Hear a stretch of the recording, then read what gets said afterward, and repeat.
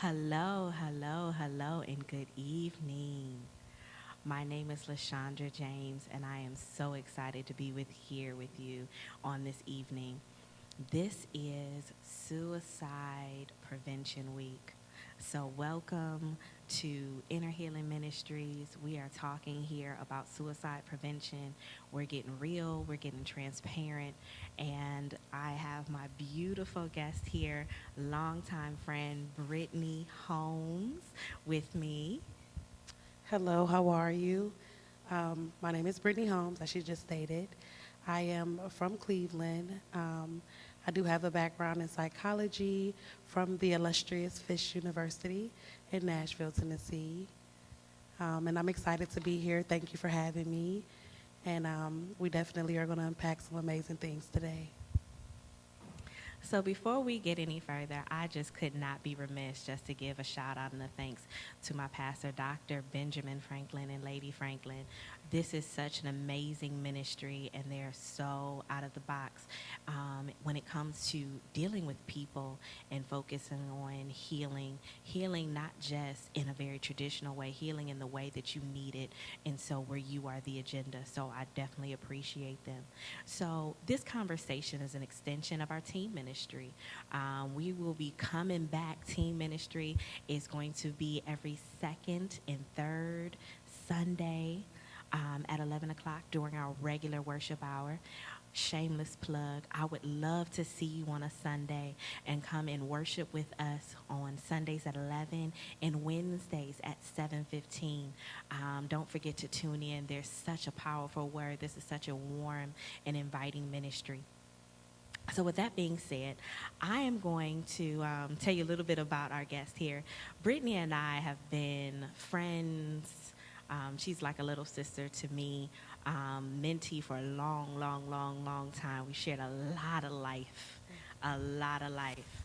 And so we're just going to have a little bit of conversation and invite you into our relationship as we talk about our own personal experiences when it comes to suicide and what that life has been for us and our past and where we are currently. So, Brittany, I'm just going to turn it over to you. I want you to tell us a little bit about yourself and just go on and get into your story, girl. Get into your story. Um, so, yeah, definitely. We have known each other for some time, years.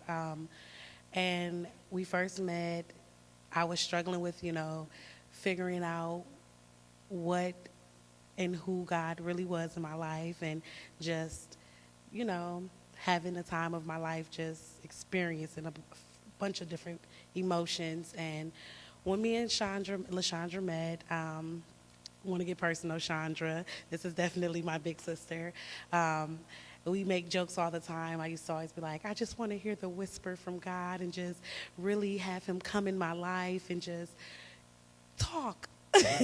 So, I definitely struggled a lot just figuring out who I was and who God created me to be, and having expectations on my life, just trying to fill shoes that people have placed on my feet, and it caused a whole ripple effect of a bunch of different things. Like you said, it is Suicide Prevention Week, so I would be, selfish to not share my story and not just to let you guys into my heart and just let you know, like, where I've been and the things and that I've encountered and so forth and so on. So, I did struggle, like I said, with religion and a teenager just saying, like, is God real because of the things in my life?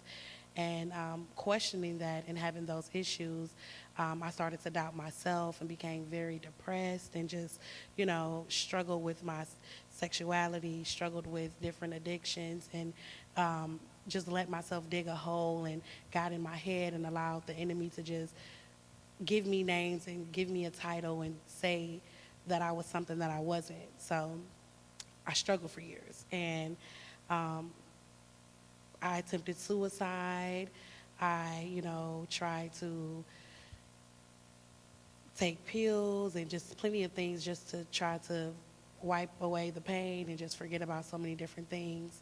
But God came into my life in 2013, and, started to remind me of who I was. And just, I worked hard. I went off to college, and I just focused on all the positive things and just pushed forward. Now, I'm a college graduate 2 times, you know, and definitely I celebrate that because I dropped out of high school. So, if you know my story, which we'll get into. Hold on. I'm going to stop you. I'm going to slow you down. Did y'all hear that? She said she was a high school dropout. If that's not a signal that regardless of the circumstances, you can still go through. But I want to back you up for a little bit. I got excited for a minute because I forgot about that.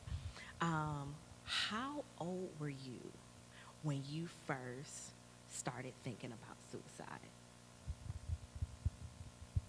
About 12 years old. Yeah. Wow. So I was molested when I was younger. And that's something that this will be the first time I'm going to be very open and transparent, because I know there's people watching, and there's someone that really needs the wisdom and the strength that we have. Mm-hmm. And it'll be selfish for us not to be very transparent and open. If we're going to talk about it, we're going to talk about it. Come on, let's go. If we're going to put it out on the table, we brought it to the kitchen, might as well put it on the table. Come on. So, I would be selfish to, hold and hide parts of the story of why I did the things I did and why I felt the way I felt. So, I struggled with why would God allow something like that to happen to me? Because I was brought up in a family that did, we went to church and we were very faith-based, and every Sunday, my grandmother and my mom, Wednesdays and different things. And for me to give my trust and my love and, put forth so much and give it to God, and Him allow me to go through something like that, I became angry. I became resentful, very hateful. And because of that, I allowed myself to start to think other things and just, life isn't fair. Why me? And different emotions and different thoughts. And that's what, led to my suicidal thoughts. Well, if God allowed this to happen, He obviously doesn't want me here. So, yeah. Wow.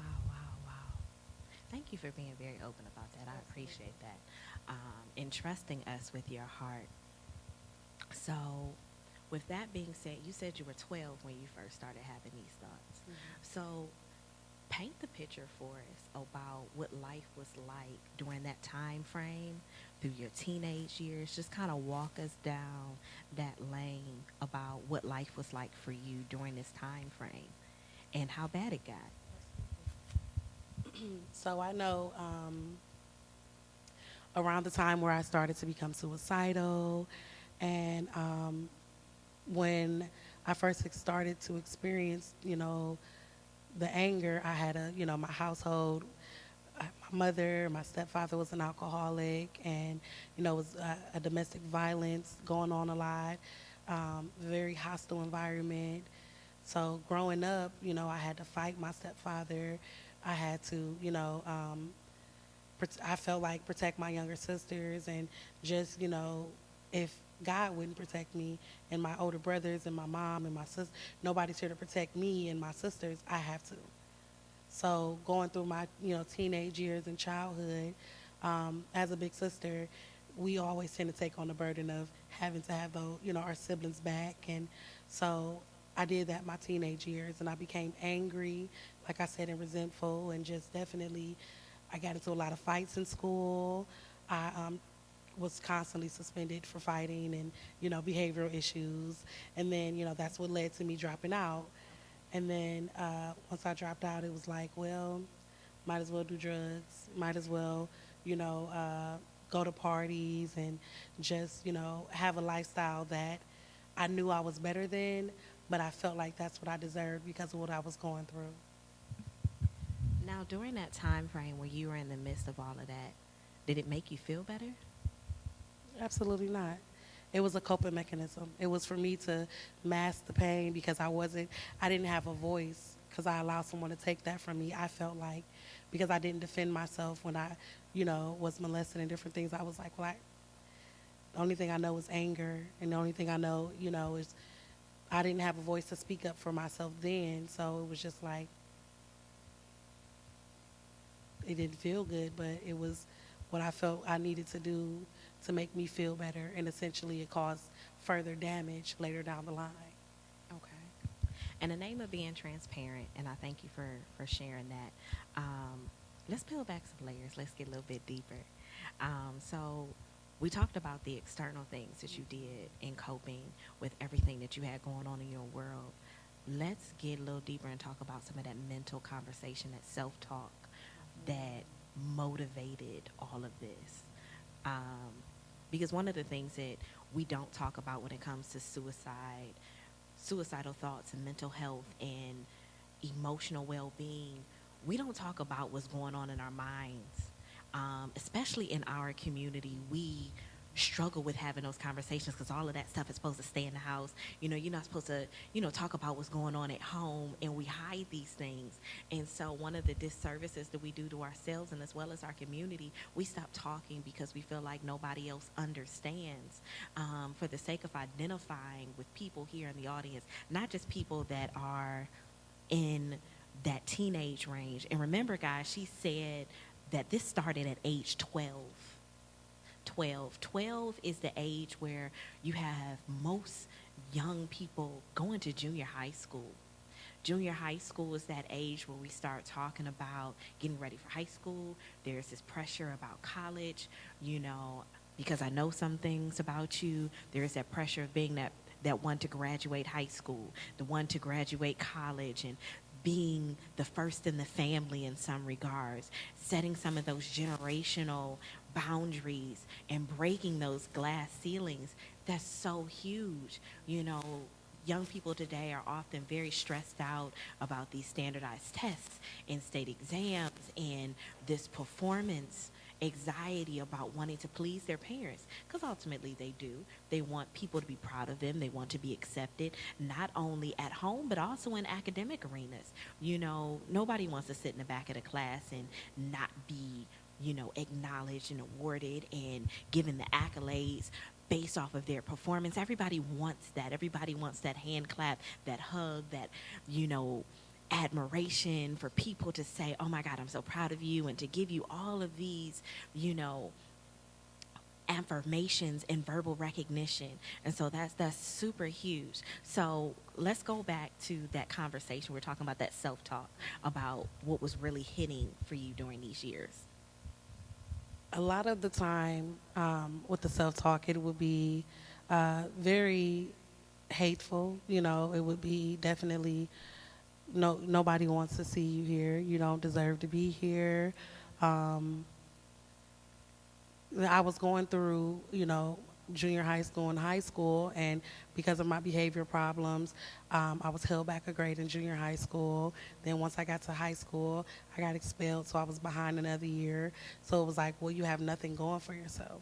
You're behind a couple years. Everybody that your friends and your family are moving along, and they're doing good in life, and look at where I am compared to where they are. And, it was that constant comparing my life to other lives, and constantly, looking on the outside of other people, and, determining my worth isn't, I'm not worthy to live the life that I live or have this life because of where I am. So a lot of times I would self-sabotage things.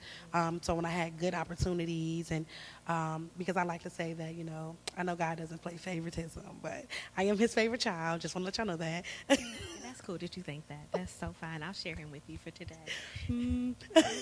So, I definitely, I always have opportunities, and I'm always blessed with, an abundance of things. Back then, I didn't realize it. Now that I sit back and I reflect, and, and I think about where I was and where I am, and even the opportunities that I was afforded back then, I'm like, okay, God, you have always been on my side. You've always had my back. But I would self-sabotage things because I felt like I didn't deserve them, or I wasn't worthy enough, or I wasn't qualified. And a lot of times I would say, yeah, this is a good opportunity, and yes, a lot of people would be willing and jumping for joy to have this.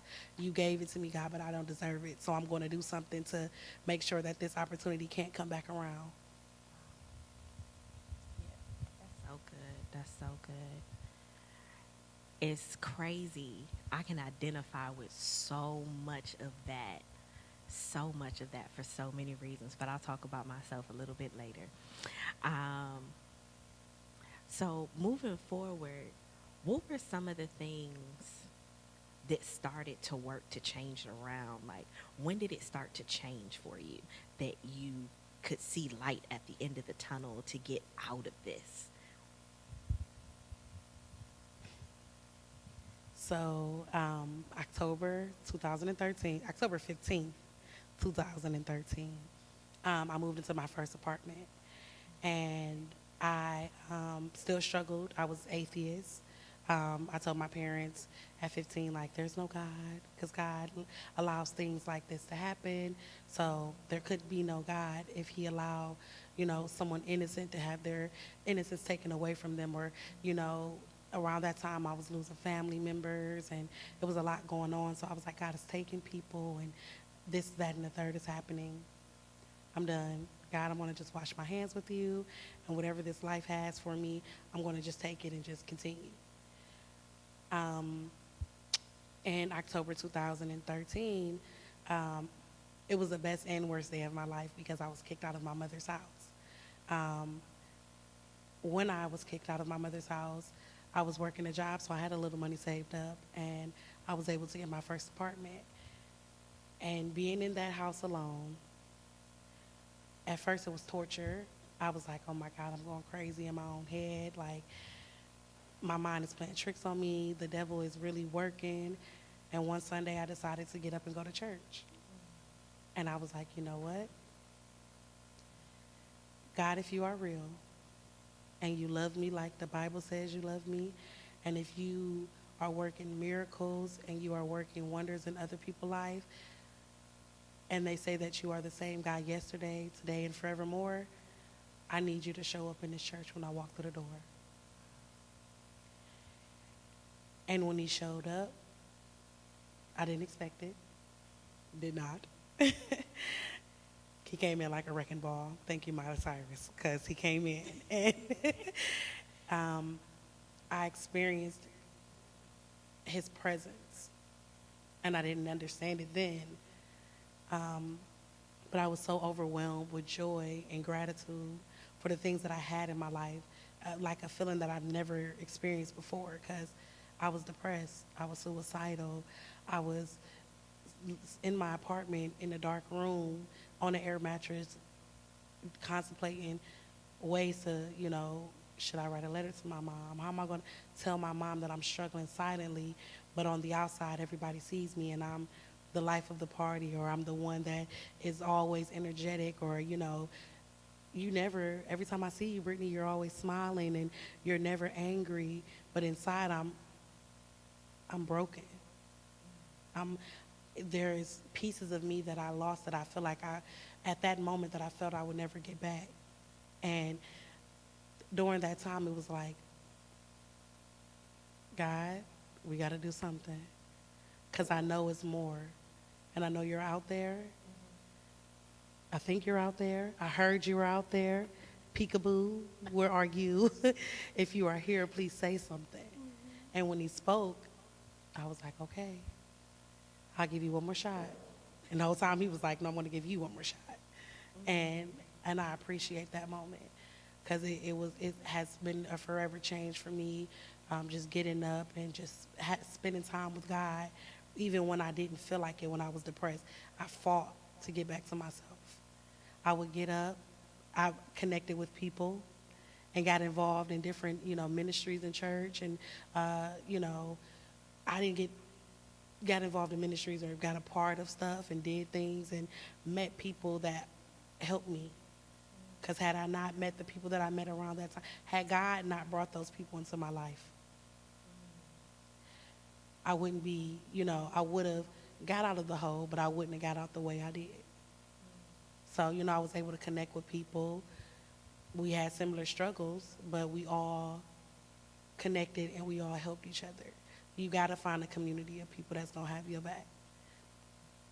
That's the biggest thing that helped me. But I also reflected on a lot of things, and I had a lot of gratitude for a lot of things, and also reading the Bible and just experiencing and learning, and just those are things that I did to pull myself out. So you talked about this community and connecting with these people that God brought into your life. From my own story and some of the things that I know about you, how did you get to a place where you were open enough to receive the people? Because oftentimes we always have people around us that are willing to share the information and to be a part and to love on us. But when I'm in a dark place or a cloudy place mentally, it's often hard to receive love. It's often hard to receive relationship and healthy relationship because you come from such dysfunctional experiences. So what did you do, or what were some of the things that you did to position yourself mentally, emotionally, spiritually, and even in your heart to even really open up to receive people into your life in that way?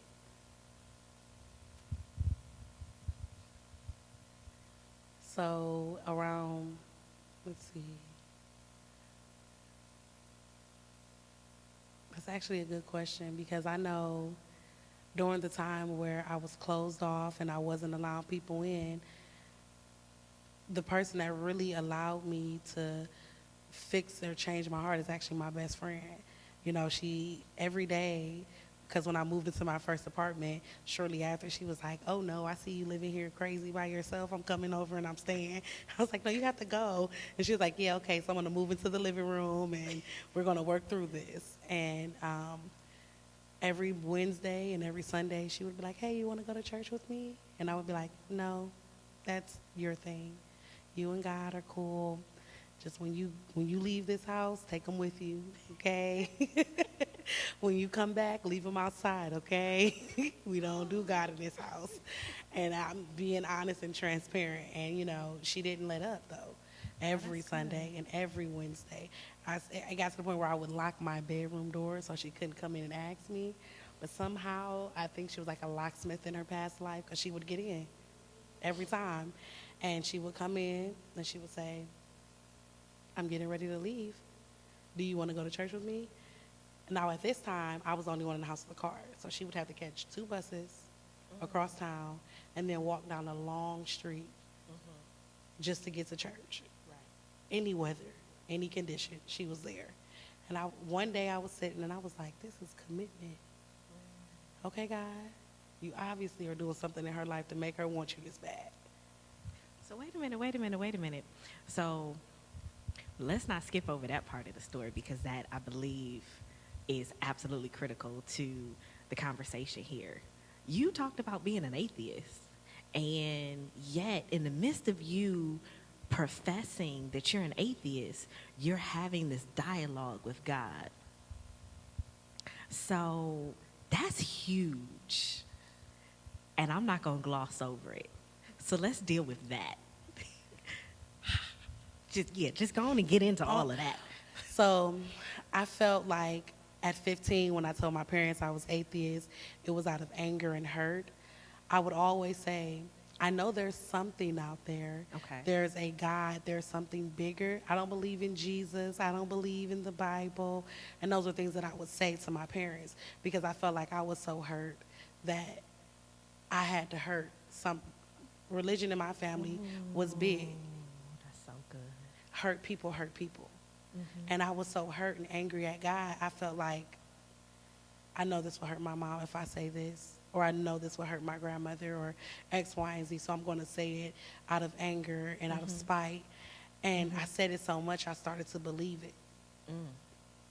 Like, wait a minute, now I am saying it, and God isn't showing up to prove me wrong. I'm saying it, and I'm moving, and things are still happening. And a lot of that, as I got older and as I, started to come out of my depression and everything, and I would self-reflect, I would realize a lot of things that was going on in my life then, some things I didn't have control over, but a lot of things I helped. I aided in making it bigger. By the words that you were speaking into the atmosphere. Exactly. And that's so crazy. Whether you believe in God or not, when you speak those things as though they were, your life tends to follow the words that you speak. I was in a training and one of the ladies was telling me she heard this speaker give this quote, "You are living the life that you spoke." And that's so true to the conversation that we have.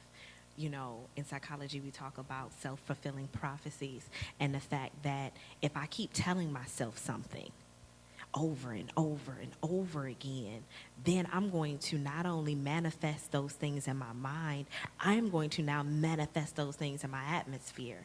And so when I think about what I'm telling myself, I am a byproduct of the things that I say, and I'm a byproduct of the things that I think. So you started off in a faith-based household, and you started telling yourself that there was no God and was atheist out of the pain.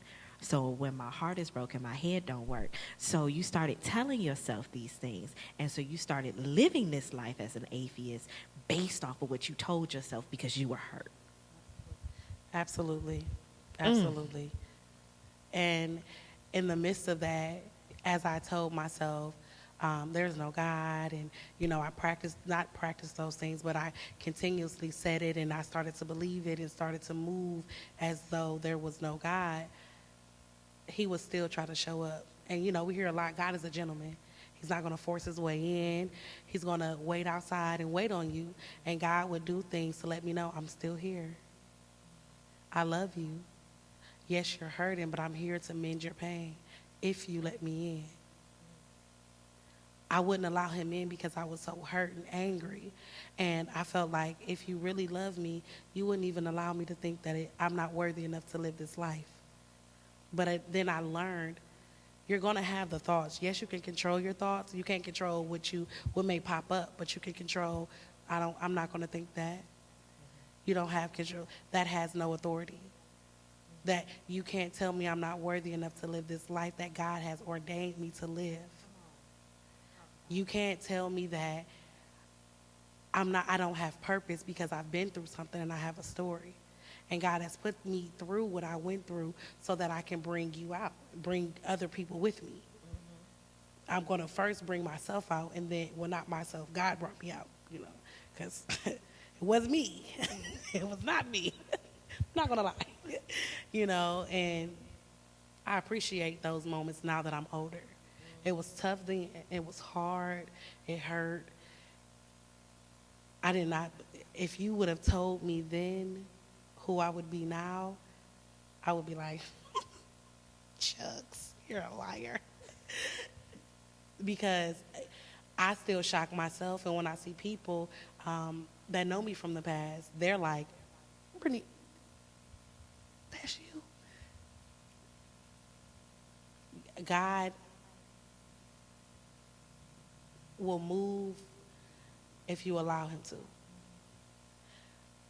I had to really sit down and take a hard look in the mirror and choose to live.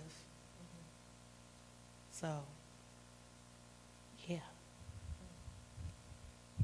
That's critical. What you said right there, two things. One, you had to embrace him. You had to make a decision. So, first and foremost, you have to make a choice to accept God. You have to make a choice to receive God and allow his love to penetrate into your heart. He's always there. He never left you. He's never going to leave you. But the question is, do you receive him? And that doesn't cost you anything. Then the next thing you mentioned, you chose to follow that action with some things.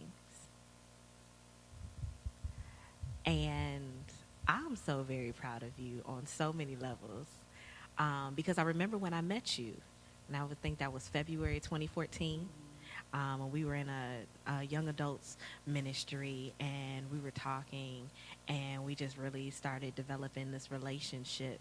And you started sharing stuff about stuff, and you were on this pathway and this journey. And so the one thing that I can always appreciate, you had gotten to a point in your life where you were so hungry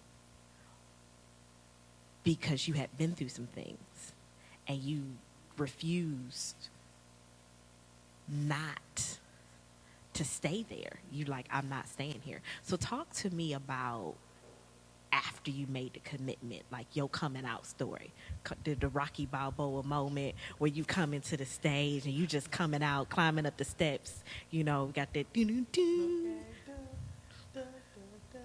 Come on, Eye of the Tiger. So I know definitely February 2014, I moved out of my house a couple months before, that. And, I just started to get back into church, and I started to, like the Bible says, fix my eyes on Jesus, like literally, like the song says. And like, I definitely started to just spend a lot of time. I was alone. Okay, so I'm going to explain this because I say this a lot and everybody's like, what? Because I was alone before God, but I spend a long time with God now. So and when I say that, everybody's like, I don't get it. I was alone. I was empty, before God. And then once I started to, make that commitment and really seek God and really go after everything that he had for me. Like, I was in church Monday through Monday. I was there. We have a prayer room. I'm there. We have any type of, meeting about prayer. I'm there because I wanted to know how to properly communicate with God, because that's the only way that I felt like a relationship would work between me and him, because I'm big on communication. So I took my knowledge from past experience and I was like, okay, God, I don't know you. You don't know me. I mean, I think you know me because you made me, but do you know me? Can I introduce myself to you? And can you do that back for me? So I spent a lot of time in prayer, a lot of time, isolated by myself with God, really getting to know him and learning his love language for me and teaching him the love language, that I thought I was teaching him my love language, That's what I thought then, but now I know, like, God was like, no, this is how you want to be loved. And I was like, you are right. I didn't even think about that. You know what? Who am I to tell you what we doing over here? You run this, I just work for you, right? Okay? Because, when I started to fully step out and trust God and, I'm not going to say leave depression, because I'm human. We have our moments, I don't have moments where I'm like suicidal and stuff, but I have my moments where I'm like, God, come on, God, what's up? But when I was making the, transition to really like, okay, I can't be on the fence. What am I going to do? Like, am I going to commit 100%, or am I going to like, all right, God, I'm going to call you if I need you, because that's what we do a lot. That's what I, fell into, once I felt too comfortable with God. Like, okay, God, I got this. I'm going to call you if I need you. Okay, you always on the main line. So I'm going to hit your line when I need you. It didn't work like that either. God was like, either you're going to do this thing, or I'm going to go ahead and go back outside. And we see where that was when I was outside the door. We see how you felt. Do you want to feel that way again, or do you really want to? Because he'll come to you, and sometimes he'll give you a harsh reality and give you that hard talk that, like, gosh, I didn't know you. They said you was gentle. You really kicked the door in, didn't you? And I had to have those tough talks, and that's what allowed me to really open my eyes. Like, okay, why don't I think I'm worthy enough? Who told me I wasn't worthy? Yeah, it happened. Life happened to me, and I've been through some things, and I had it hard. But who told me because I had it hard that I wasn't worthy? Who told me because I went through what I went through that I didn't deserve the things that I deserved? I psyched myself out of high school because I didn't feel like I deserved it. And when I went back to college, God was like, okay, are you going to do this the right way and get all that I have for you? Or are you going to psych yourself out and self-sabotage yourself? Because it's always going to come back around until you really get through it. And God really knows, like, are you doing this just to say you want to do it, or are you really here for me? And a lot of times I found myself repeating stuff. And I had to sit back and be like, you know what, God? It's coming back around for a reason. Let me take a minute. Let me sit down. Let me readjust myself. Let me go ahead and take a deeper look within myself and see what I really need to work on and what I really got to do to really be closer to you and what's in my life stopping me. And a lot of times it was me stopping me. I was in my head like, I deserve it, but not really. Like, why do I deserve it in this person, you know? So, yeah.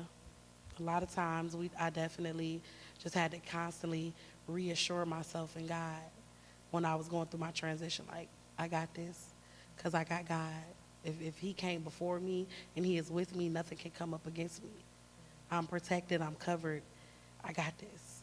I'm going to have my moments where sometimes I may get caught up in my feelings, but that's just to see where my mental really is. Like, am I strong enough now to fight that, that depression? Because I'm not fighting by myself now. I got a different teammate here. It's not just me. It's me and my dog, me and my homie. Like, so, yeah. That's awesome. So you kind of glossed over the end there. So I'm not going to let you skip out of that because I know you too well. So you talked about coming out. You're talking about having these moments from time to time where you struggle. So we're going to be clinical for a second and talk about those are triggers. What's triggering you? What's, hasn't causing you to have those thoughts and emotions. But now you can recognize them. And being able to, I like to say, filter through the moment. I use that term a lot, filtering. So what am I doing with this information? What do I need to be doing with this information? Where it came from? And like really peeling back the layers of where you are emotionally.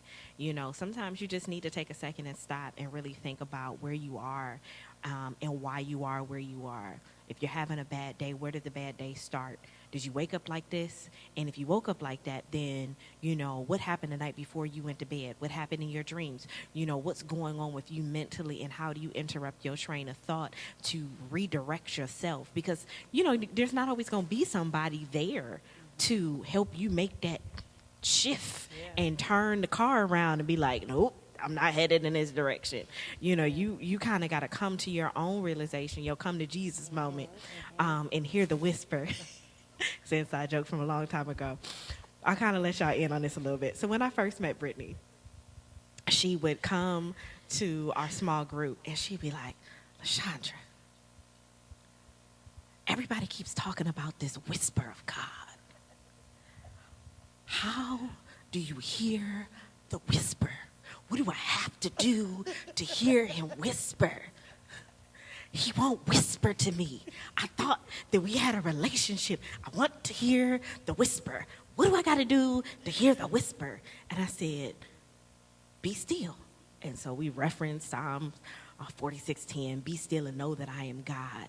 I was like, quiet your mind, quiet your spirit. And she would be like, really get quiet. Like, okay. So I sat in my apartment and I turned off all the lights.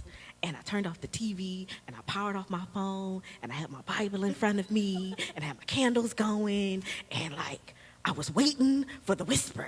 And he didn't say anything. Nothing. He had nothing to say. And so later, I said, well, just keep doing it, keep praying and talking. Eventually, you gonna hear him whisper. And so then she came back. She said, Chandra, he loud. Okay. He ain't whispering no more. He was yelling at me, and I didn't understand. So that's our little inside joke. I'm going to share y'all in a little bit of what we do. That whisper is it. But, that's your quiet time with God and having that whisper moment. But getting back to where we were going before, tell us about where you are now. You done told us about all the things that have happened from 12 up until now. Like, who is Brittany today? And don't hold back nothing about your accomplishments. I'm very humble. I know. So now I just had a slight career change. I went to school for psychology, and I minored in African American studies at the illustrious Fisk University, of course, in Nashville, Tennessee, and HBCU, top 10. Very humble. No, but I graduated from, after dropping out of high school, I went off to the Cleveland Job Corps. I stayed there for about 8 months, got my ACNA certification, high school diploma. Then I went off to Tri-C, graduated with my communications degree because I just knew I was going to be a comedian on somebody's, radio show. I was going to be in entertainment. Entertainment is definitely where I thought I was headed, and God was like, cool. I was like, what was that tap for? You know?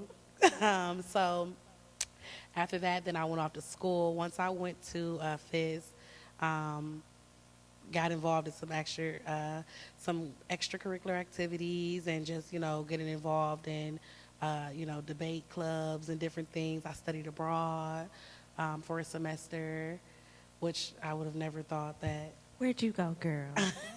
I went to South America. I went to Buenos Aires, Argentina, Santiago, Chile, and then I went to Brazil. So I spent some time there, and that was an experience within itself. I learned so many things. So many great opportunities came from that. I taught English to high schoolers there, then graduated, and now I'm not a high school teacher. I'm a middle school teacher now. At the beginning of the year, I was third grade, but now I'm sixth, seventh, and eighth grade reading and writing.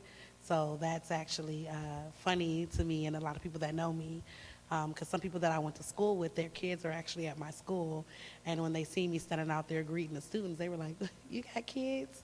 And I was like, "No, I'm a teacher." They were like, "Who kids you teaching?" I was like, "Probably yours." And they're good. They're safe here with me. Because, as you change and you grow and mature, a lot of people still see you in a certain light. And that's something that me and, LaShondra would always talk about with me changing and growing and, different things. It would be people would box me in like, oh, you're this type of person forever. And now they see me in a different light. And it's like, who would have ever thought? And I'm like, me too, right? Who would have thought that? But, now I just, I'm starting a business. I have a mentoring program that I started at FIS. I'm a teacher, and I speak a lot on different. I go to different schools to speak, and I just tell everybody about what God has done. And I'm very transparent. I'm very open. I don't hold back because I feel like if I hold back, I'll be selfish and I'll stop somebody else from getting what they really need. So now you'll hear my story from the mountaintop. I just want to take a second. I need y'all to get some hand claps. Is this conversation good? Because I can see y'all feed online. Are you guys getting anything out of this? She went from being a high school dropout to going to teach kids.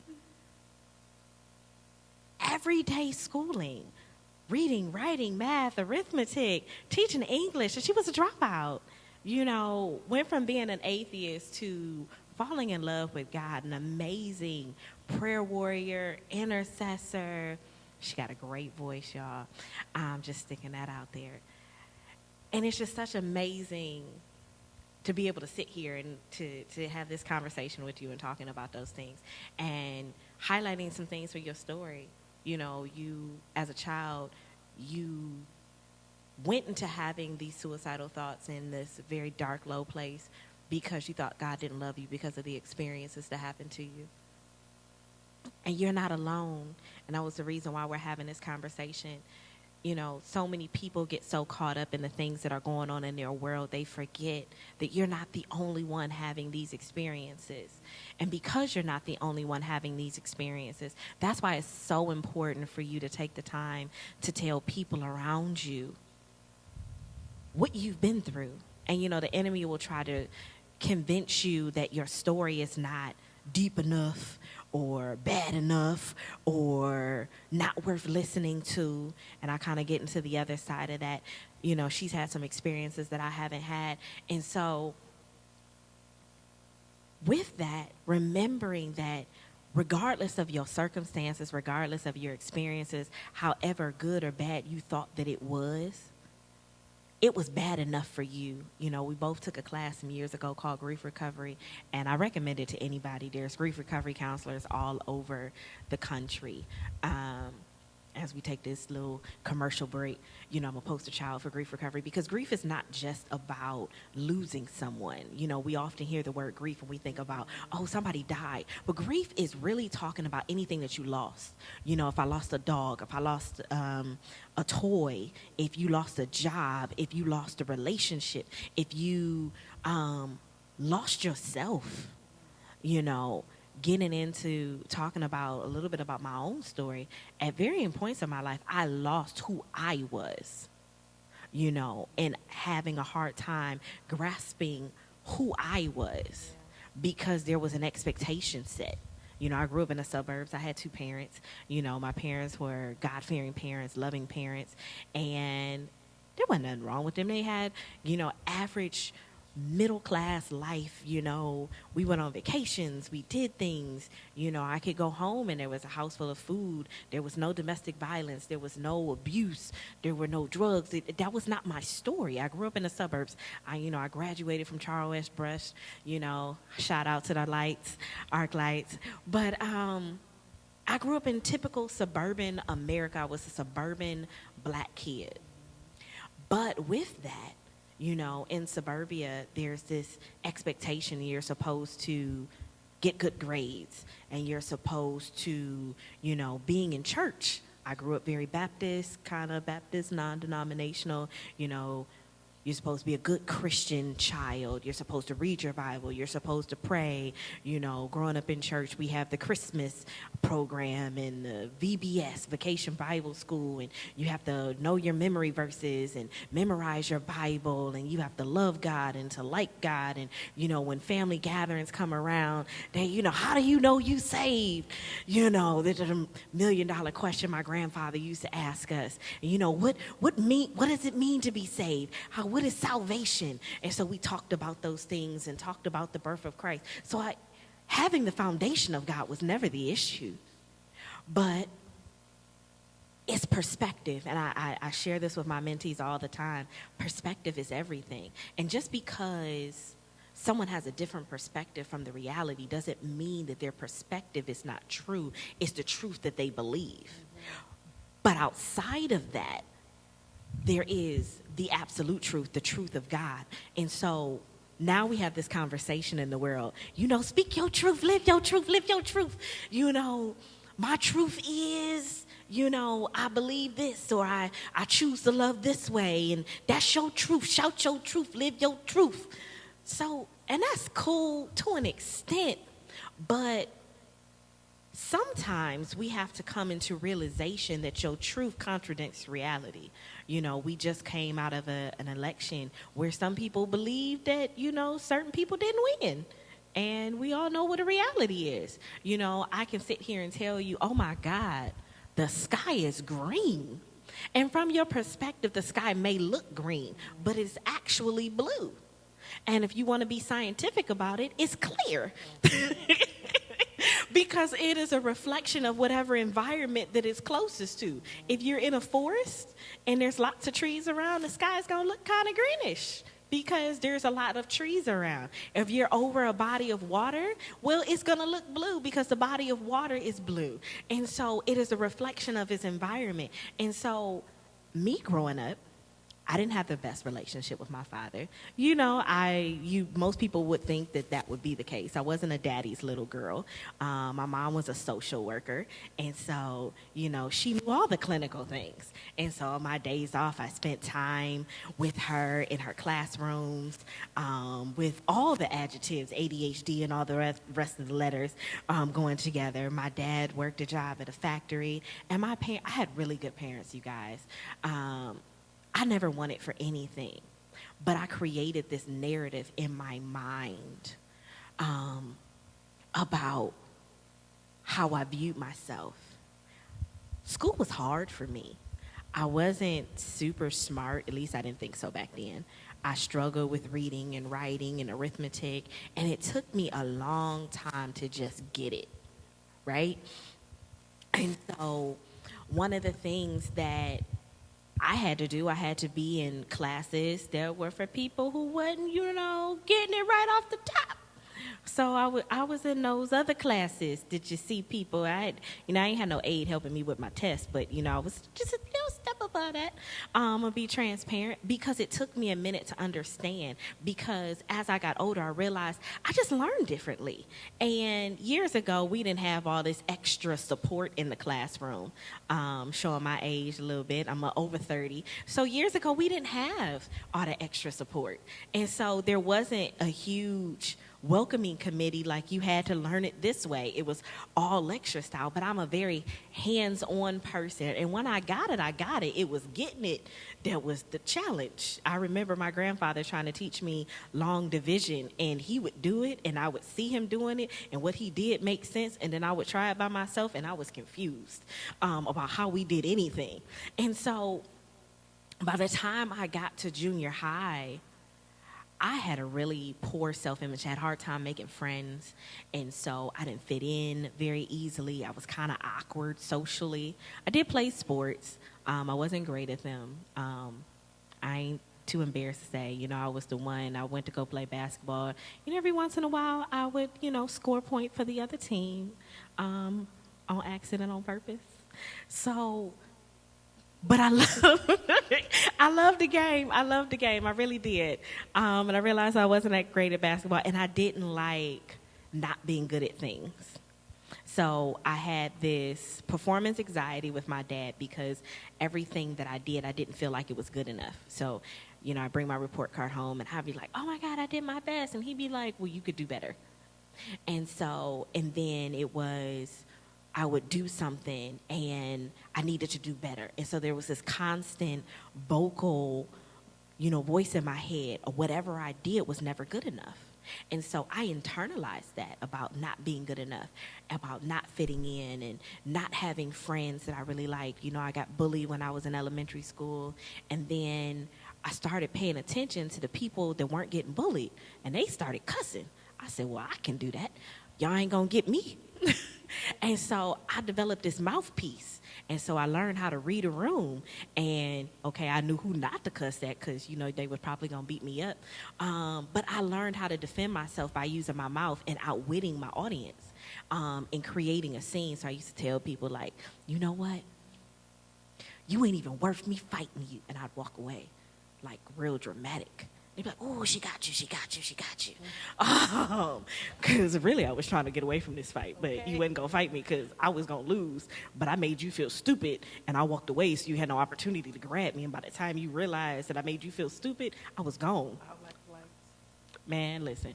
So by the time I got to junior high, I had gotten so socially awkward. I was at this time in 7th grade.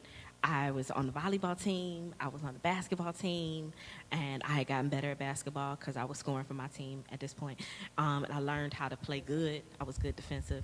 I got better. Progress. Yeah. I had prayed about it. And I was singing in the choir at church. But when it came down to go to lunch, I would take my lunch and I would go eat in the girls' bathroom because it was so overwhelming to try to pick a table to sit at. I didn't feel comfortable anywhere. I talked real proper. So, it's like, oh, you're not black. You talk like a white girl. And I was like, but I'm just talking proper English. And, before my mom would get me a perm, my hair was natural. So, what's wrong with your hair? Why your hair look like that? So I wasn't black enough for the black people, and I wasn't white enough for the white people. And I didn't fit anywhere. And I kept trying to make myself fit someplace. And I didn't understand why I didn't fit. And the only place I felt like I belonged is when I was in church. But then, it was like, is my prayer really good? You get people and you pay attention to where they pray, and they're like, oh my God, I wish I could pray like that. And so, you kid in vacation Bible school, like maybe I don't remember the memory verse, but I'm trying to remember. And so there's this performance anxiety that happens in every arena. And so there's this pressure that comes along with that. Pressure to get the good grade. Pressure to be this good Christian kid. You can't, sleep around. You can't get into drugs. You can't do this. You can't do that. There was all these lists of what you can't. And I was like, well, how do you deal with all of this? Because nobody was telling me, what do I do with all this energy? You have all these feelings and then these emotions, and you're overwhelmed. And my pivotal point for me was I remember being 15, I was a freshman in high school at Brush, and I had this language arts teacher. I think her name was Miss Kaprowski. And she made us read this poem by Langston Hughes called English B. And so with that poem, the backstory behind it was he talked about his day. And so she gave this as assignment. She was like, I want you to write a poem, and I want you to write a poem about whatever happens today after you leave my class. So I started writing this poem, and I'm telling about who I am and all my feelings and my emotions.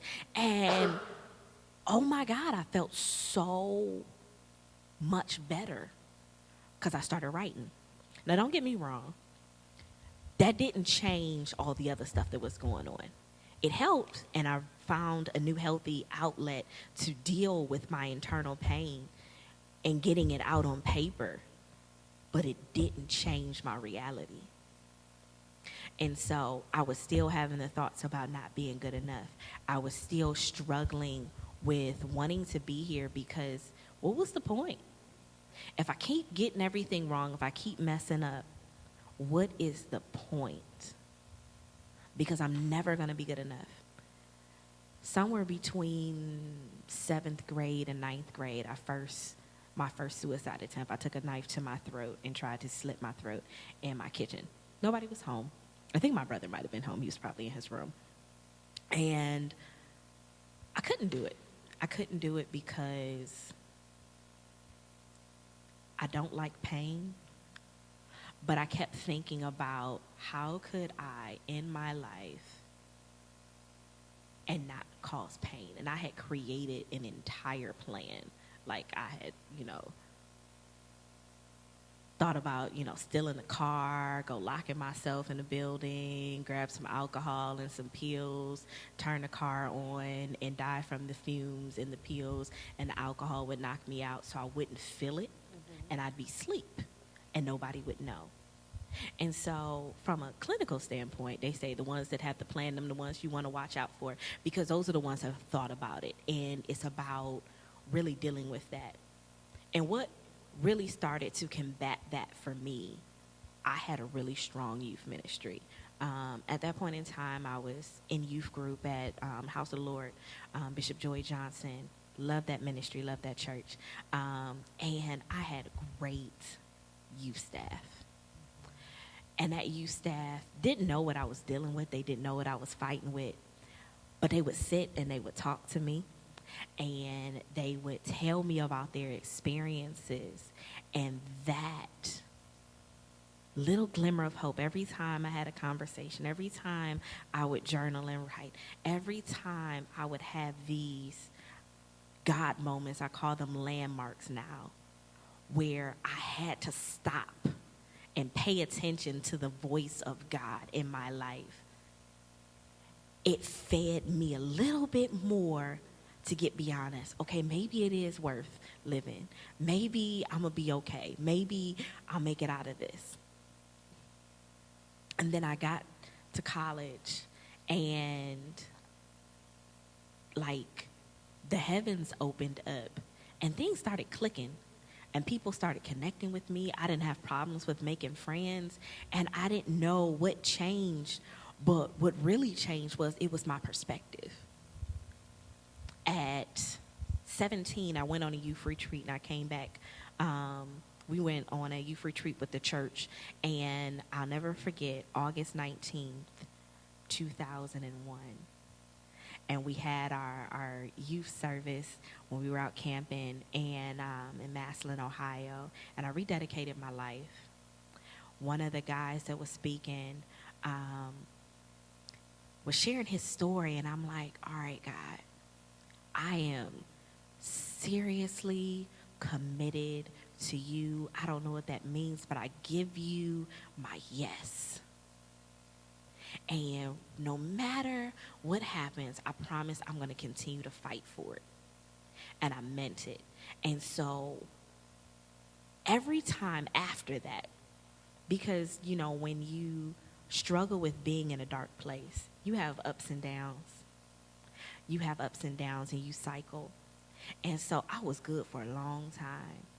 And fast forward, when I was a youth staff, I had gotten to a place where things had gotten really, really hard for me financially, mentally, emotionally. I had loved ones that were sick in the hospital. I was mentoring a lot of teams, and they had some real stuff. And one of the things that we don't talk about often is about how hard it is to be in ministry. Those that are serving in ministry, be it you, a young adult, be it you, a pastor, a minister, ministry staff, servant, whatever the case, those pressures get really real, and it doesn't change the fact that you still have a life going on at home. But you show up every week for every service, for every event with a smile on your face, and you flick the switch on. I share with one of my other mentees. We flick the switch on and we put a smile on our face and we pretend like everything is okay. And we say the right thing. You love on the people. You tell them, oh, God's going to make it work out for you. And you praying from your heart that everything's going to come through for them. And you believe everything's going to come through with them without conviction. But at the end of that moment, you question and you doubt whether or not God is going to come through for you. And so you finish that day, and after you've given everything that you had, you go back to the place that you were in. And you start asking yourself questions, and you start looking at the walls, and you start wondering, when is it going to change for me? I've given this and I've given that, and I have nothing left. And you're running on fumes. So right before I had an opportunity to study abroad, I was at actually one of the lowest points in my life. During that time frame, I had some major changes in my living arrangements. When I was supposed to come back home, I knew that I didn't know what address I was going to be at. My grandmother was sick, and one of my first mentees, after I left, lost her sister, murdered her. And to her, I'm like a mom. And so I wanted to be home for that moment. And so I'm there my first week in Italy, and my mentee sister is murdered. My grandmother actually passes, even though I know she was sick for a while, and it hit me while I was there. Finances for this trip were very up in the air. I mean, it was nothing but God. I didn't know if I was going to have the money to go until like the day before. And so things just came through out of nowhere. I lost my car, I lost my job. I was addicted to being online, watching things I have no business watching, and getting involved in all of these things. And I had lost myself because I had lost so much. And I was tired of losing. And I was excited to be in Italy in one hand because I was no longer needed by any of those titles. I got to just be me. I remember one night very distinctively, another turning point for me. I remember yelling out to God at 3 o'clock in the morning. And I'm like, why did you do this to me? Like, why did you leave me here? I'd worked so hard to do the right things. I worked so hard to do the right things, to keep myself, to live right, to pray, to be a good Christian, a good Christian, quote unquote. And I really was mad at him. I'm like, I'm mad at you for putting me in this position. At this point in time, I've studied a little bit. I've done at this point, I did some basic seminary training. I used to read books on systematic theology, and I used to take these digging deeper classes and different things like that. So I knew how to study my Bible from a number of different perspectives. And so I'm like, you just left me here. You could have did anything else you wanted to do with my life, but you did this. So why was I predestined to go through these experiences? Why was I charged with doing these things? Especially when you got all these people out here who are doing things intentionally the wrong way. And I'm trying so hard to do the right things the right way. Doesn't that count for anything? And I was so angry, tears screaming down my face.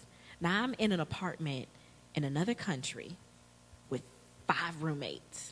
And I'm yelling at the top of my lungs. I don't understand how didn't nobody hear me. I'm like screaming like somebody murdered me. And so I hear this quiet whisper in my heart, and God said, now that you have been honest with me, we can move forward. And I'm like, you did all this so we could be honest? You couldn't send me a memo. You couldn't tell me nothing. And so he's like, but I needed you to admit that I'm the one that you're mad at. Not you, not your dad, not the situations, not the experience, but you are mad at me.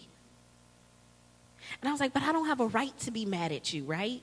Because you're the creator and you're perfect and you don't do anything wrong. He said, but it doesn't change what you feel. You're hurt because of what happened, and I allowed it. And now you don't understand the whys. Why would you let this happen? He said, it is your experiences that make you relatable. I didn't understand it then, but all these relationships that I built with all of these teens that are now these beautiful, amazing young adults, I call them my quote-unquote kids, grown up, married, having kids, all of them got different things going on, degrees, just doing amazing things. I'm so proud of them. But had I not been through the things that I've been through, I wouldn't have been able to have a conversation with them. I wouldn't have had the compassion to hear their heart without judgment. I wouldn't have known how to have a heart with ears. Because sometimes ministry and mentoring and loving on people means you got to shut up and listen. Because everything that's coming out of their mouth wasn't just for them to get it off their chest. Some of that stuff grew me and held me accountable for how I was acting. And so this pivotal moment of me at 3 o'clock in the morning yelling at God about how angry I am changed my life, and I went back to starting to write again. And so I started journaling, and I started going to a church over there and got connected to a ministry. And I wrote these 7 poems. And they were having a talent show, an art show. And Holy Spirit was inside of me, ask them, is poetry considered art? And so I asked. And they were like, yeah, come on. And so I get up there and I read these 7 poems. And so I get down and let the next person come up. And this girl pulls me aside. I've never met this girl in my life. And she's crying and she's bawling her eyes out. She was like, I'm youth staff at my church. And, I can so relate to your story, and I've been struggling, serving in youth ministry because it's so hard, and there's no handbook, but you put a smile on your face because you want to do right by the kids, and you want to be a good example to them, but what do you do when you have nothing left? And your words were just so encouraging, and I'm just so grateful that you had the courage to get up and speak. And in that moment, I realized that even though I was in another country, that didn't nobody know me, that people are always watching. And I thought that I could turn off my ministry hat, and I didn't have to be Sister James. I didn't have to be Sister LaShondra, and nobody knew who I was, but I was still her, and I could not deny what was already inside of me, and it was so important. Again and again, this overarching theme of sharing your story, because you never know how someone else is going to benefit from that. Church is so much bigger than what we hear on Sunday and Wednesday from those that are called to exhort in that way.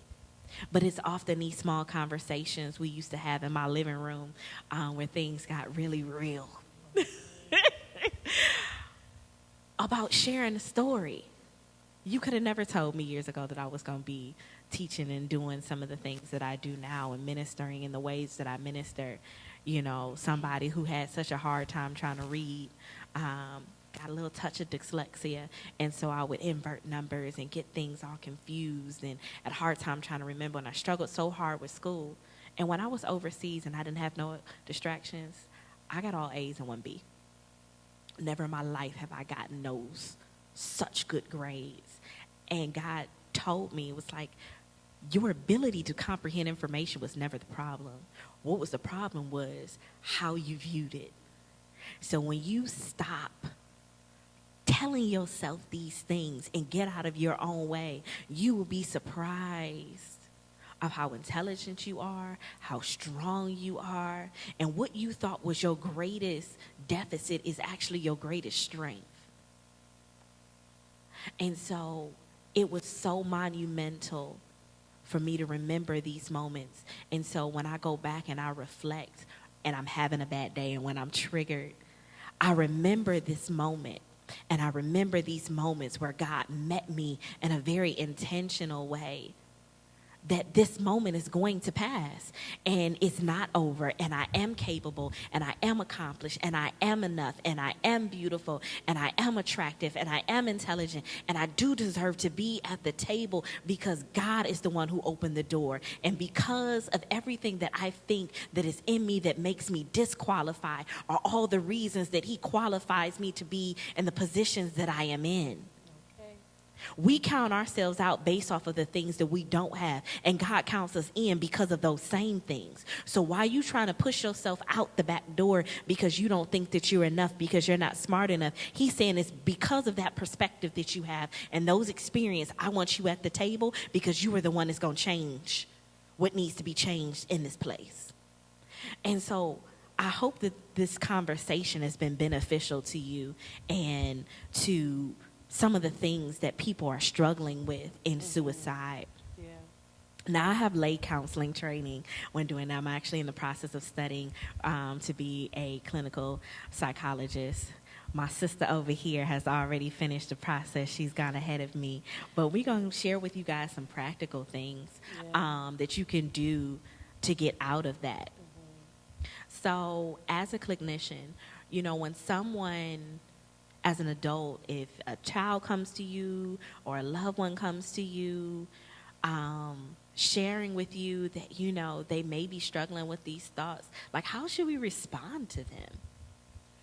So first and foremost, I know a lot of times when a child or a teenager, because lately, you know, if you look at the numbers and the statistics, our numbers are going down. Our suicide rates are becoming very, they're young ages. So I had a case where someone that was in 4th grade was trying to commit suicide. And, you know, they reached out to their parents and did their call for help. And a lot of times, especially in our community, and especially when you don't know how to handle your own stuff, it's hard for you to help someone else. So a lot of times we do have the suicide hotlines. That's, you know, I'm a huge advocate. If you don't know how to handle it and you're, you know, experiencing a situation where someone around you has expressed to you that they are suicidal, they're having thoughts, you want to get to, Google the nearest number to suicide prevention. But if you can't get to the suicide prevention line, you want to hear that person out completely, first and foremost. As they're speaking to you and they're expressing themselves, they are confiding in you and they're letting you know that they trust you enough to bring you in. So don't jump to judgment. Don't try to minimize what they're telling you and try to justify, like, oh, it's just a bad day, or oh, you're just feeling this way. Allow them to tell you what's going on and what they're feeling, and then you take that in. And if you don't know what to say, silence. You know, you want to take it in, and you definitely want to, okay, whew, that was a lot. But kind of try to comfort them and be there for them. And just, you know, with me, I tell my friends a lot, because I have a friend that's actually dealing with this with their child. Their child is in 3rd grade, and we just found cuts on his arm. And she reached out to me, and, you know, we need to find out, like LaShondra said, what are your triggers? What's going on in your head, or, you know, within you and your life that, are causing these things. Or kids feel like sometimes, you know, I know when I was a child and I was experiencing, you know, I kept my stuff secret because I heard too often, you a kid, you don't have anything to stress about. You don't have any bills. There's real life for children as well. You know, they're going to school, they're putting stress on themselves, trying to, you know, the academic world, or trying to keep up, you know, and their parents, they realize they see your struggle as a parent, and they take that struggle on as their, you know, what can I do to help my mom? Or maybe I shouldn't ask for anything for Christmas. And that tends to, you know, weigh on them. So you need to see what the issue is first. See if you can get to the root of it before trying to, Okay. just get to the root of it. Okay. Thank you, thank you, thank you. So I also have some other responses here. There is a dear friend of mine, Lydia. Oh, she is actually a licensed social worker, and so I asked her some of the same questions. And one of the things that she said, naturally, you do want to freak out. You know, parents, you hear your child like, "Oh my God, I'm gonna kill yourself," and you're like, you know, you can't go anywhere, you can't do anything, and so that is such an extreme response. And like she said, you really want to try to, you know, comfort them and assess the situation. But one of the things that she said, it is if you can assess the situation, and that's what she's talking about, assessing it, go ahead and do that. But if you cannot assess that situation and you are concerned that that individual is going to harm themselves, don't hesitate. Call 911. Because the one thing you don't want to do, you don't want to misjudge the moment and act too slowly. But that's why it's important to really listen to what's being said. And so when we talk about listening, we talk about active listening. And so not listening so you can just hurry up and respond, but listening with the intent to understand what I think I heard you say was, okay. And so if they're rational and they're calm enough to be able to have a conversation, have the conversation. So let's talk. So talk with them as long as they will talk with you. And you're asking questions to understand their perspective. You're not filling in the blank for them. You're not putting words in their mouth. You're not trying to make them feel uncomfortable. I want to understand where you are. And so with that, you're paying attention to your tone. You're making eye contact. I want to understand where you are. And so sometimes that's tilting your head to the side, showing empathy in your body language. I hear you. I understand. So, you know, this experience at school today made you feel like this. So what else happened in that experience? What would you like to do here? And so talking through the moment. And then when they're done, if they're open to it, and I mean if, not everybody's open to it, we can talk about solutions. We could talk about opportunities to give beyond that and reassuring them that this is a moment, but not to the point where we are minimizing what they feel, because what they feel is real. And although it may seem very small and minute to you, I heard a story a couple of years ago about a 6-year-old who killed himself. 6. This baby is stressed out about kindergarten. He's 6. And so as an adult, you look like, what are you stressed out about at 6? But you don't know what's going on in his mind. And so making sure that we take the time to really hear our young people and not assuming what they're feeling, not putting words in their mouth, not stereotyping them based off of their age, their background, their ethnicity, their appearance, their body language. Oh, they're just so locked into their screens and their phones and and so the list goes on. But why are they on the screen? What are they looking at? What's important? What are they posting? Because oftentimes it's a reflection of my internal core longings of what I'm feeling, right? And so it is not ungodly to ask questions. It is not ungodly to seek help. You know, with this being Suicide Awareness Month, there's marketing all over the city. You belong here. You're important. There's a suicide prevention number that you can call. There are community resources. There are people here at this church. There are people in the community that are licensed professionals, regardless of your medical insurance. Whether you're on CareSource or Medicaid, there are things that are available to you. You have resources that are available to you that are not going to cost you anything.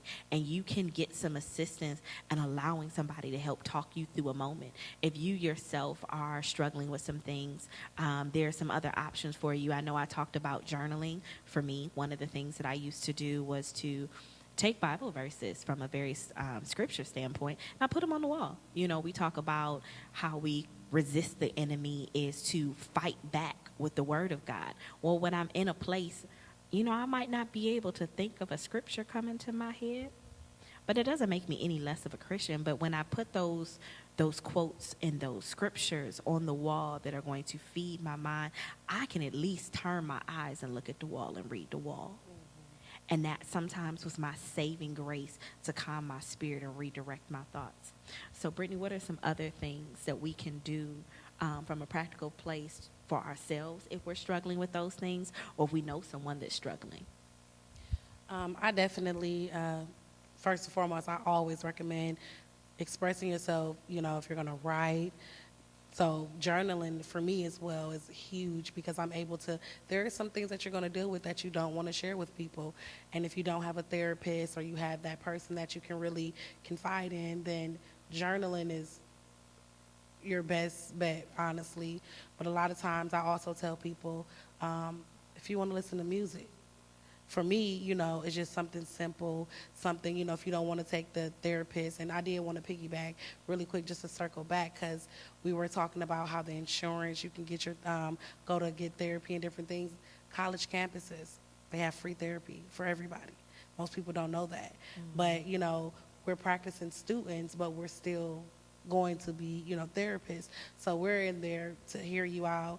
I know when I went to Tri-C, I was, that was my first time having a real therapist at Tri-C Metro campus for free. And then I went off to FIS, and then once I started to, study and practice, I became a therapist, but I also had one as well on campus. So that's also another tool, if you're next to a college or you can get to a college campus, call up there, see how you can get involved or how you can get you some help. Find things that really center you and bring you back to peace. For me, I love nature, so I'm always at like Edgewater, painting, or I'm up there reading a book, or you might ride past and I'm just laying there. The crows are picking at my body because I'm just there. You need to find things to bring you back to self when you're feeling triggered or you're feeling like you're having a moment where you don't feel like talking and you just want to be still. Do what it is that you need to do to get you back to yourself. Like I said, I'm painting, I'm reading, I'm writing. If I need to just go on a walk, anything to clear your mind. Those are, I know those things seem like, oh, that's so boring or that's not me. But until you really practice new habits and try to unlearn different behaviors, you will never really know what's for you unless you try. Absolutely. And the overarching thing with that is it's not a shameful thing to ask for help. Not at all. One of the things is a huge thing in the Black community is we get so hung up on this internal pride of asking for help and not wanting handouts or not wanting to be labeled as crazy or a problem, but continuing to allow pain to perpetuate in silence is not healthy for anybody. We don't talk enough about child molestation that happens in the family. 1 in 5 women have been molested. 1 in 5. And so suicide is the second leading cause of death in the U.S. And the numbers are spiking due to the pandemic because people are by themselves and no one knows. Not to mention abuse is spiking because no one knows and we're not having a conversation. Sometimes it is your business. Sometimes you do need to check in. Sometimes you need to take the courage to make the phone call. Do it safely. Don't get me wrong. There are some very, very serious things you need to be aware of. As a woman, as a single woman, a Black woman in America, I'm not just going to jump in any situation in the name of help. God has given us wisdom and practicality. Assess the situation. However, it doesn't pay me to make a phone call to check up on somebody. We have all of this technology today. I am not against giving a video chat. because that video may be a short few moments, but in that video, I can look into your eyes. And although your voice may be telling me that you're fine, your eyes may be telling me that you're not. And even if you're in a point where you don't want to tell me what's going on, as a believer, I may not be able to change the situation, but what I can absolutely do is get off that phone and pray about it. What I can absolutely do, I can provide you with some resources. And so you don't have to be actively involved at the door knocking all the time. That may not be what's necessary. And heck, that may not be what's safe for you or that individual. However, you can give them resources. You can be an arm to cry on. And oftentimes in my own personal journey, that's how I've been here. What I've learned is a result of me just saying, I don't know all that other stuff, but what I can give you my ear and my shoulder. And the power of listening and showing up and being there for somebody goes so much farther than what you will give credit to. And as you go along the way, you come in contact with those things. You can call 211. You can call the hotlines. And so getting someone to a point where they can do that. Or being the person that says, you know what, maybe you're not comfortable going by yourself. I'll go with you. You know, we can be buddies. And we can go and we can have the conversation together if that's what makes you comfortable. Or having that accountability partner to be able to have that conversation and say, you know what, I had a rough day and I need to vent. We've had lots of those phone calls. Yeah. I had a rough day and I need to talk about it. Do you have 5 minutes? Or you got 30 seconds? Okay, let's get this out real quick. I'm in the bathroom at work. I need to get it out real fast because I'm triggered and I need to talk through my emotions and I need to come back to my reality and deal with what's going on. I know a lot of times people, because I've done this myself, when you know, you're feeling your emotions and you feel like, oh, I want to call somebody, but I don't want to be a burden. Or I want to express myself, but I don't want to be judged. You holding on to those emotions and you, because you're afraid of what someone may think of you or you're afraid of what may happen if you let someone in, that is only going to further push you into a hole and into a dark place. You have to allow somebody to help you. If I wouldn't allow people into my life to help me, I wouldn't have the friendships that I have today. I wouldn't be the woman that I am today because I don't know any mind readers. I mean, I know some people that are spiritually gifted and know things, but I don't know anyone, you know, that can read your mind and know exactly what you're going through without you telling them. So we can't, you know, you can't get help if no one knows how to help. And that's what I struggle with because I was very, you know, I'm not sharing my emotions with anybody. You know, and LaShondra would tell you, in the beginning, it was very hard for me to open up and to really be transparent and really just express myself. It took some time and it took some hard work. And really, you know, it took me realizing I cannot do this by myself. This is harder than, you know, I could have ever imagined. Because when you're going through it and you're in it, when trying to get out is difficult because it's like, wow, I'm far gone. At least for me, I can't speak for everybody else. I speak for Brittany. You know, when I tried to come out and I tried to do it by myself, it was very hard. But the moment I connected with people and the moment that I seek, you know, help and I desired and I was hungry for change because I was tired of where I was and how I was feeling. So I allowed people to come in, different perspectives and different, you know, backgrounds and different experiences allowed me to learn things and grow. So just if you need help, don't be afraid or ashamed to reach out. There's nothing that actually let people see your real strength.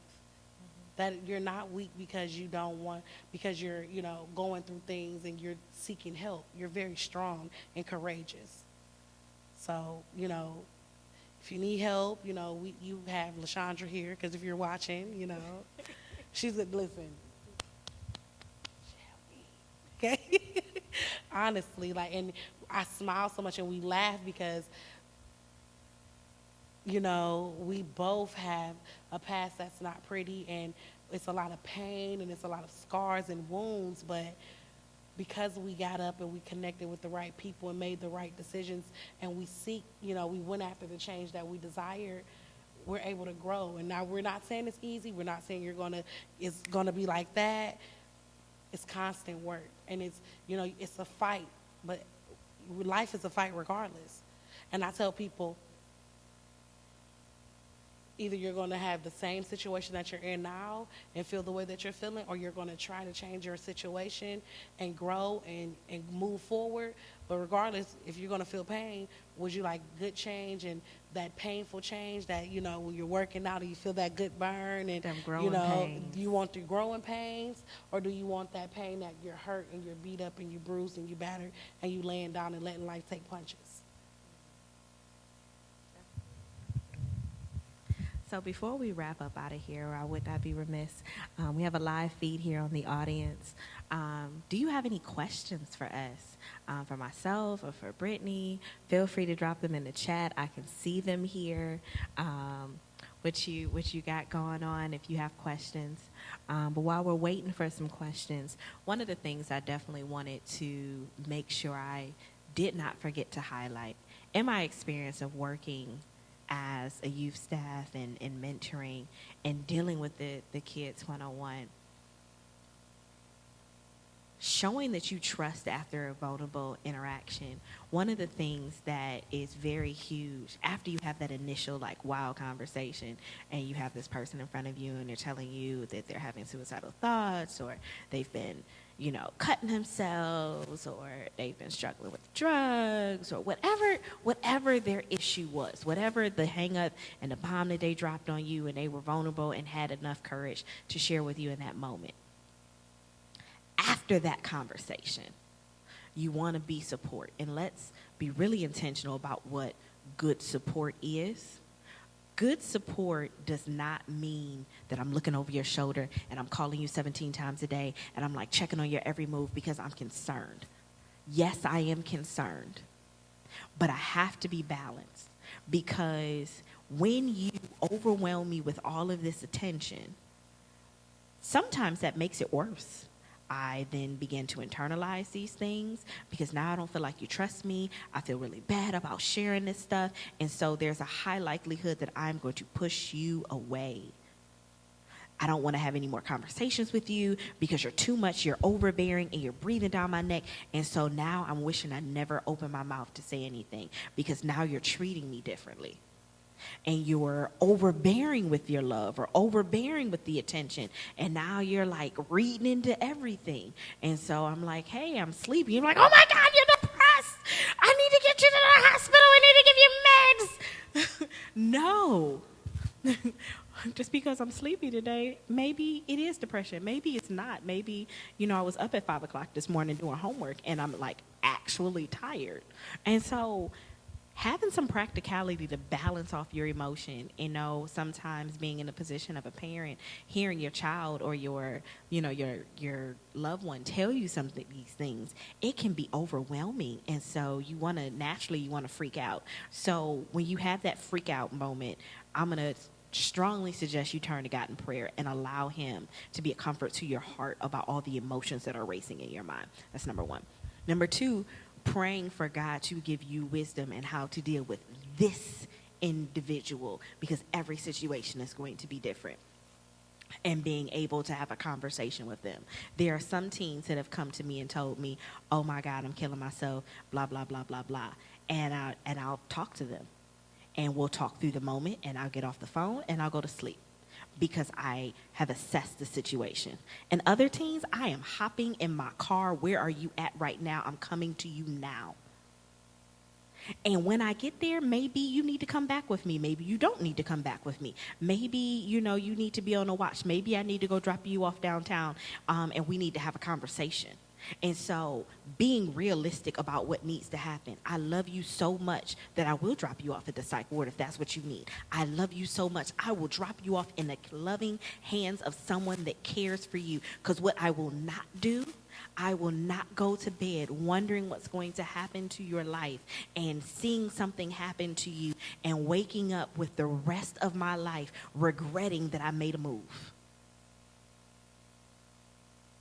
And so that's why it's so important to do those things. And I've also had situations where I've said too much and I've pushed people away, and I regret saying too much in that moment because now they've shut down and they won't talk to anybody. And now they've gone into an isolation and they've ran away and they're not listening. And so now they're not around anybody. So now nobody knows what's going on with you. And so those are two different extremes, and that's why it's important to have conversations and to ask questions, and highlight, what the resources look like. I open every conversation, hey, I am not a licensed professional. If you tell me something that you're going to do to hurt yourself or someone else, I am going to contact the appropriate party to make sure that you and other people get the help that they need. If I think you're going to harm someone else, I'm going to call the police. If I think you're going to harm yourself, I'm going to call 911 because I want you to not hurt yourself, and I love you that much to make sure that doesn't happen. And so trusting your gut instinct about how to respond in a situation is huge, and not being overbearing, but being accountable. And so what does accountability look like? So oftentimes, me and Brittany had conversations, and so, hey, I need you to call me every day and check in. Tell me what's going on. Tell me about your day. Tell me what happened, and let's talk through the moment. I'm still holding her accountable. I'm not over-responding to what's going on with her, but I'm talking to her and forcing her to talk back to me. And she's giving me permission to hold her accountable. Can I hold you accountable? Can you be accountable to me and calling me every day at this time? And if I don't hear from you at this time, then I know I need to do X, Y, and Z. And so we had that open conversation and knowing what needed to happen. So that's from a staff perspective, so to speak. But as a parent, checking in. Talk to me about what happened at school today. We're sitting down at dinner. Let's have a conversation. Or maybe there's something that, your child likes to do. Maybe they like ice cream. Maybe they like to be outside, and you guys can be intentional about having an activity, and nothing about your body language changes, but you become the loving parent that is active in listening to what's going on with them. Well, tell me about how that makes you feel. Let's talk about what we can do with those feelings. Let's talk about giving some descriptive words. Don't just tell me it was okay. So what does okay look like? Were you happy? Were you sad? And forcing that person to use adjectives to describe their emotions. And so articulating and identifying what it is that you feel helps that individual work through those emotions. Okay? Yep, so when we're angry, what can we do with these emotions? When I feel sad that someone hurt my feelings today, what can we do with these emotions? I can write about it. I can talk about it. I can explain what I feel, or I can, participate in an activity that makes me feel better. Maybe that is me sitting and listening to quiet music. Maybe that's me walking in the park. Maybe that's me sitting in silence. Maybe I do need to take a nap. But understanding what is an extreme behavior versus a moment. Mm-hmm. I know a lot of times when, sometimes on the other side of the scale, when it's you don't have the person coming to tell you that, they are suicidal, because a lot of times, we're so private and closed off and could be embarrassed about it. We also have to pay attention to those signs and those behavior changes, and trying to help as best as we can, because sometimes, like I said earlier, when you're not coming out and you're not speaking, and because everyone is different and everyone handles it differently. Someone isn't, everyone isn't going to be as open as to sharing, like, hey, this is what I'm feeling, this is what I'm going through. So we have to realize how we can pay attention to those signs, and like, okay, lately you've been sleeping a lot, or lately you've been, your emotions have been going up and down. It's been a roller coaster, so then you want to kind of gauge the conversation and say, like, how can I give you, probing questions and see how you can respond so I can know what's going on with you. So, why are you so sleepy? yeah. You know, is school overwhelming? Are you tired from this or that? And, like she said, getting those, let's describe your emotions. Because everybody always, especially, the younger generation, me being a sixth grade teacher, sixth, seventh, and eighth, I hear the term, I'm good, I'm straight, I'm Gucci, I'll be like, no, no, no, no, no. Are you happy, sad, Pick a face on the board. Point Pick to an the face emoji. that you are, and we can go from there. Because I Yep. don't know what Gucci is. That's a designer clothing. Hey, or a rapper. I don't know. And we definitely, I pay attention because I'm getting to know my students, and I see some different behaviors that, a typical sixth grader, you can tell when, things are really affecting someone, and you can see in the mood. So I ask my sixth graders and seventh graders, like, hey, what's going on today? Because if we don't open those conversations and let them know that this is a safe space, we'll never really have that person won't feel welcome to come to you. I let everyone know around me this is a safe space. Or you are safe to talk about what you want to talk about, express yourself. If you want to cry, scream, whatever you want to do, I'm here to do it with you. I'm emotional too, so we're going to cry together. We're going to scream together. You want to break something? We can break whatever you like of yours, okay? But you definitely want to pay attention, and you see somebody acting different. Don't take it personal, because a lot of times well, what is it about me? Why are they acting like this towards me? No, talk to them. A conversation can change a lot of things and really give people understanding, because a lot of times when, I know for me when I was suicidal and I was dealing with everything, I feel like a genuine conversation. Someone who really cares, someone who really is allowing me to open up and speak, and not going to take my emotions and minimize them or try to dismiss them or take the information I gave them and twist it and sweep it under the rug. A conversation can change a lot of things. And, a simple, how's your day? What's going on?